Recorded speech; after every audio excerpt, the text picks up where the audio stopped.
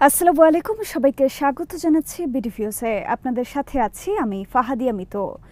দক্ষিণ আফ্রিকা আন্তর্জাতিক বিচার আদালতে ইসরায়েলের বিরুদ্ধে গণহত্যার অভিযোগ এনেছে। জবাব দেওয়ার জন্য ইসরায়েলকে ৯ মাস সময় দিয়েছিল আদালত। জুলাই মাসে সে সময় শেষ হয়েছে। ইসরায়েল বলেছে তাদের আরও সময় লাগবে, কারণ দক্ষিণ আফ্রিকা যেসব প্রমাণ দাখিল করেছে সেগুলো তাদেরকে মোকাবেলা করতে হবে। আদালত তাই ইসরায়েলকে আরও ৬ মাস সময় দিয়েছে। এর অর্থ হলো ২০২৭ সালের আগে কোনো আদেশ আমরা শুনতে পাবো না। এই ৯ মাসে ২৫০'র বেশি ফিলিস্তিনি শুধু ক্ষুধার কারণে মারা গেছে। এদের প্রায় অর্ধেকই শিশু। দুর্ভিক্ষকে অস্ত্র হিসেবে ব্যবহার করছে ইসরায়েল। হত্যাযজ্ঞ এখনো চলছে। বোমায় নিহত হয়েছে আরও হাজার হাজার। ইসরায়েলি বাহিনী যদি গাজা শহরের নিয়ন্ত্রণ নেয় তাহলে আরও কত হাজার নিহত হবে তার কোনো ইয়ত্তা নেই। বিস্তারিত থাকছে হায়দার সাইফের প্রতিবেদনে।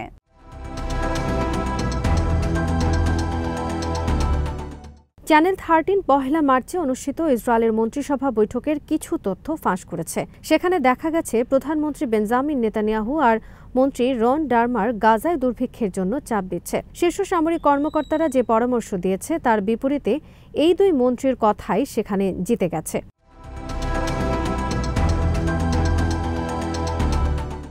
নেতানিয়াহু যুদ্ধবিরতি লঙ্ঘন করেছেন, গাজায় সব ধরনের ত্রাণ সরবরাহ বন্ধ করে দিয়েছেন। তাদের দাবি হলো হামাসকে আত্মসমর্পণ করানোর জন্য এসব করেছেন তারা। এর আগে নেতানিয়াহু সবকিছু অস্বীকার করেছেন। তিনি বলেছেন দুর্ভিক্ষের নীতি মিথ্যা। তিনি এটাকে ইহুদিদের ওপর হামলা হিসেবে বর্ণনা করেছেন। এর পরপরই ইসরায়েলের সেনাবাহিনীও গাজায় ব্যাপক অপুষ্টির বিষয়টি অস্বীকার করেছে।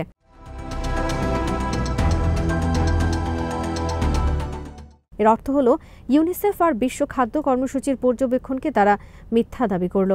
বহু বিশেষজ্ঞ নিশ্চিত করেছেন গাজায় দুর্ভিক্ষ চলছে। সেখান থেকে শীর্ণ কৃষকায় যেসব ছবি প্রকাশিত হচ্ছে সেগুলোকে মিথ্যা বলে দাবি করছে ইসরায়েল। তারা বলছে ইহুদিদের বিরুদ্ধে মিথ্যা ছড়ানো হচ্ছে।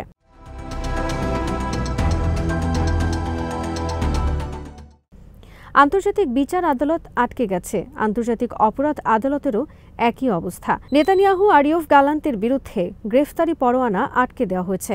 আইসিসি প্রসিকিউটর করিম খানের বিরুদ্ধে ব্যাপক অপপ্রচারের পর তাকে পদ থেকে সরে যেতে হয়েছে। তার বিরুদ্ধে যৌন হয়রানির অভিযোগ আনা হয়েছে।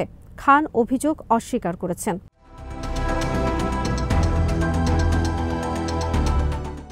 সম্প্রতি প্রকাশিত প্রতিবেদনে জানা গেছে ইসরায়েলি মন্ত্রী ইতামার বেন গাভির এবং বেজালেল স্মোট্রিচের বিরুদ্ধে গ্রেফতারি পরোয়ানা প্রস্তুত, কিন্তু সেগুলো ব্যবহার করা হচ্ছে না। আইসিসির একটি সূত্র বলেছে এইসব পরোয়ানা যদি উধাও হয়ে যায় তাহলে সুস্পষ্ট বর্ণবাদীদের বিচার করার বিষয়টি হয়তো চিরদিনের জন্য হারিয়ে যাবে। অনেকেরই সন্দেহ এটা আদৌ বাস্তবায়ন হবে কিনা।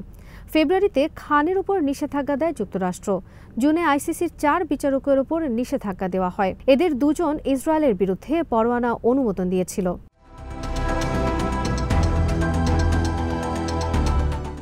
ন্যায় বিচার আটকে দেওয়ার প্রচেষ্টা বেশ ভালোভাবেই সফল হতে যাচ্ছে। ইসরায়েল আর যুক্তরাষ্ট্র আইসিসিকে পক্ষাঘাতগ্রস্ত করে দিয়েছে। আদালত টিকে আছে নামকা ওয়াস্তে। জাতিগত নির্মূল অভিযান, দুর্ভিক্ষ চাপিয়ে দেওয়া এবং বর্ণবাদের মতো ইসরায়েলের প্রতিদিনের অপরাধগুলো তারা অগ্রাহ্য করে যাচ্ছে। আইসিসির মামলা গ্রেফতারি পরোয়ানা একসময় কিছুটা আশা দেখিয়েছিল, কিন্তু আশা করাটা মনে হয় সঠিক ছিল না। সবাই বলেছিল গণহত্যার বিচারের জন্য অপেক্ষা করুন। এখন দুটো আদালতই জমে গেছে। অপেক্ষার যুক্তি আরও থাকছে না। দক্ষিণ আফ্রিকার সাথে কিছু দেশ যোগ দিয়েছিল, কিন্তু সবটাই ব্যর্থ চেষ্টা মনে হচ্ছে। কেউ কেউ বলছেন এসব ছিল লোক দেখানো।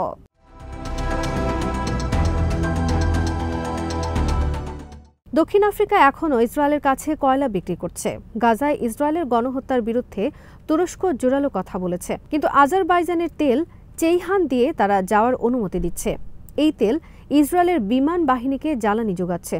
তুরস্ক বলছে পাইপলাইনের ওপর তাদের কোনো নিয়ন্ত্রণ নেই। আন্তর্জাতিক জলসীমা দিয়ে তেল সরবরাহ হয়, কিন্তু প্রশ্ন হলো গ্রিক বিমান বাহিনী যদি উত্তর সাইপ্রাসে বোমা হামলা করত তাহলে কি তুরস্ক এই তেল রফতানি হতে দিত?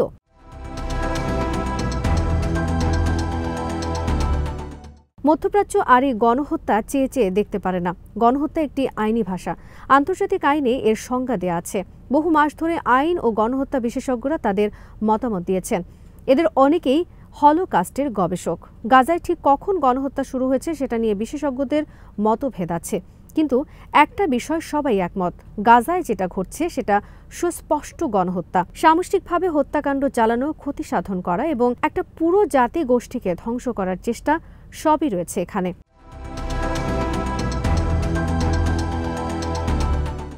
স্টকহোম ইউনিভার্সিটিতে হলোকাস্ট ও গণহত্যা স্টাডিজের অধ্যাপক রাজ সেগাল অনেক আগেই গাজার হত্যাকাণ্ডকে গণহত্যা বলেছেন। 2023-এর অক্টোবরেই তিনি বলেছিলেন গণহত্যার আদর্শ উদাহরণ। তিনি বলেন, ইহুদি ইতিহাস ও হলোকাস্টের স্কলার হিসেবে আমরা গণহত্যার চিহ্নগুলোকে শুরুতেই চিহ্নিত করতে শেখাই।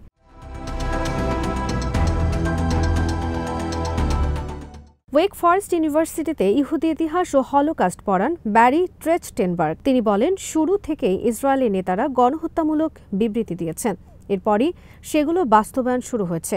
তিনি আরও বলেন, সাধারণত কেউই বেসামরিক জনগোষ্ঠী বা একটা পুরো জনপদের সবাইকে টার্গেট করার কথা বলেন না, কিন্তু এখানে সেটাই ঘটেছে।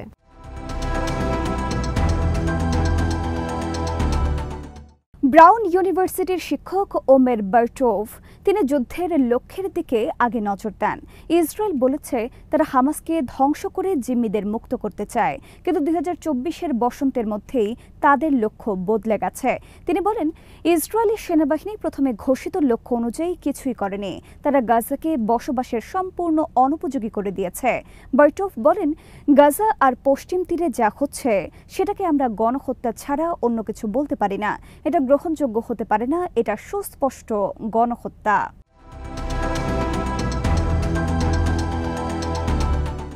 পশ্চিমা রাজনীতিবিদরা 22 মাস ধরে ইসরায়েলের আত্মরক্ষার অধিকারের নামে এই গণহত্যাকে প্রশ্রয় ও সমর্থন দিয়ে গেছে। এদের মধ্যে ইমানুয়েল ম্যাক্রো, ফ্রেডরিচ মার্চ এবং কিয়ার স্টারমার সবাই আছেন। এখন দুর্ভিক্ষ চাপিয়ে দেওয়ার পর এরাই আবার হতবাক হওয়ার ভান করছেন। তারা এখন নেতানিয়াহু, বেন গাভির আর স্মোট্রিচকে দোষ দিচ্ছেন।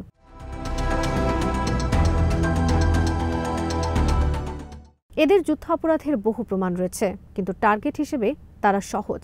সেই কারণে ইসরায়েল এখন মিথ্যা গল্প তৈরি করছে। বলা হচ্ছে, নেতানিয়াহু ও ধর্মীয় জায়নবাদ না থাকলে ইসরায়েলের কোনো সম্প্রসারণবাদী পরিকল্পনা থাকত না।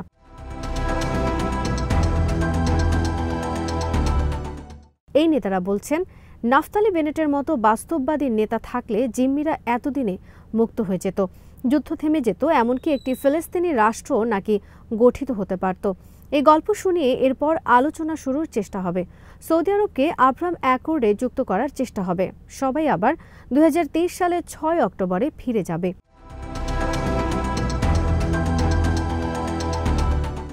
কিন্তু বাস্তবতা হলো, এই সব কিছুই আসলে অলীক কল্পনা। ইসরায়েলের বন্ধুদেরকে সিদ্ধান্ত নিতে হবে তারা বর্ণবাদ ও গণহত্যাকে সমর্থন দিয়ে যাবে কিনা। কারণ সুযোগ পেলেই তারা বলে ইসরায়েল আসলে তাদের সীমান্ত রক্ষা করছে মাত্র। কিন্তু 22 মাস পরে সীমান্ত রক্ষা আর লক্ষ্য হিসেবে টিকে নেই। তারা এখন বাইবেলীয় ইসরায়েল গঠনের দিকে আরেক ধাপ এগিয়ে গেছে।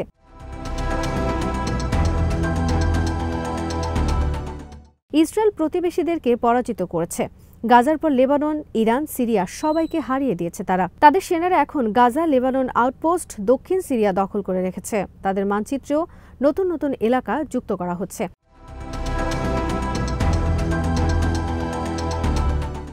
এর সবই আসলে পরিকল্পিত। সম্প্রতি i24 নিউজে দেখানো হয় নেতানিয়াহু একটি প্রতিশ্রুত ভূমির মানচিত্র দেখছেন। তিনি বলেন, কয়েক প্রজন্মের মিশন নিয়ে আমি কাজ করছি। ইহুদিরা এর স্বপ্ন দেখেছিল, আরও অনেক কিছু সামনে দেখা যাবে। তিনি আরও বলেন, আমার মধ্যে একটা মিশন পূর্ণ করার তাগিদ আছে, সেটা ঐতিহাসিক ও আধ্যাত্মিক দুইভাবেই সত্যি।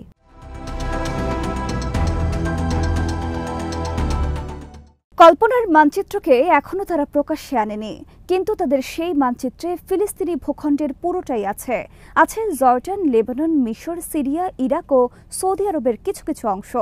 গত বছর স্মোট্রিচ এমনকি দামেস্ক দখলের কথাও বলেছিলেন।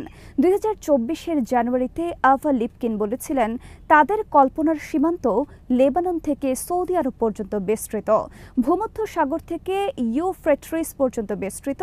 তিনি বলেন, কুর্দিরা রয়েছে অন্য পাশে। তারা আমাদের বন্ধু, আমাদের পেছনে থাকবে ভূমধ্যসাগর, সামনে থাকবে কুর্দিরা। লেবাননের আমাদের সুরক্ষা দরকার। আমরা মক্কা, মদিনা, সিনাই পর্বত সবকিছুর দখল নেব, এগুলোকে পরিশুদ্ধ করব।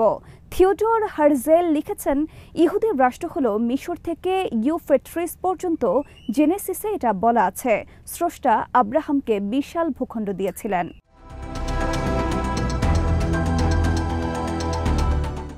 কেউ কেউ ডিউটেরোনমি উদ্ধৃত করে বলেছেন প্রতিশ্রুত ইহুদি রাষ্ট্রের আকার আরও ছোট। অন্যেরা স্যামুয়েলকে উদ্ধৃত করে বলেছেন সউল আর ডেভিডের ভূখণ্ডই হল প্রতিশ্রুত ইহুদি ভূখণ্ড। এর মধ্যে রয়েছে ফিলিস্তিন, লেবানন, জর্ডান, সিরিয়ার অংশবিশেষ। এটাকে তারা সবাই ঐশ্বরিক বিধান মনে করে।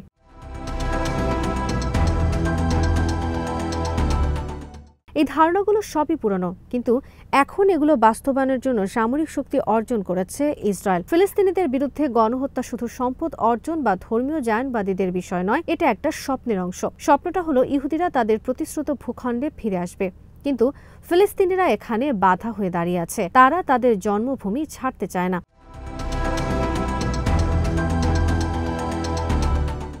নেতানিয়াহু যদি এখন থেমে যান, সেটা হবে স্বল্প সময়ের জন্য। সিরিয়া বা লেবানন থেকে কোনো ইসরায়েলি নেতাই পিছু হটে আসবে না। গোলান মালভূমিও তারা কোনোদিন ছাড়বে না। পশ্চিম তীর আর পূর্ব জেরুজালেমে যে 1 মিলিয়ন অবৈধ বসতি গড়া হয়েছে, তাদেরকেও কেউ সরিয়ে দিতে পারবে না।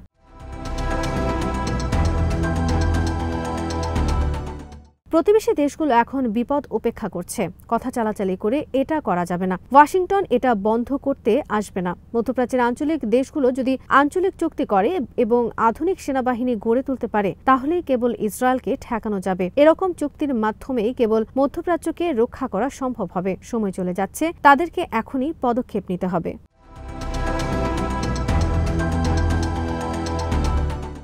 আজ এখানেই শেষ করছি। সবাই ভালো থাকুন, সুস্থ থাকুন আর দেখতে থাকুন বিডি ভিউজ। চ্যানেলটি ভালো লাগলে সাবস্ক্রাইব করুন, সংযুক্ত থাকুন আমাদের ফেসবুক পেজে। আল্লাহ হাফেজ।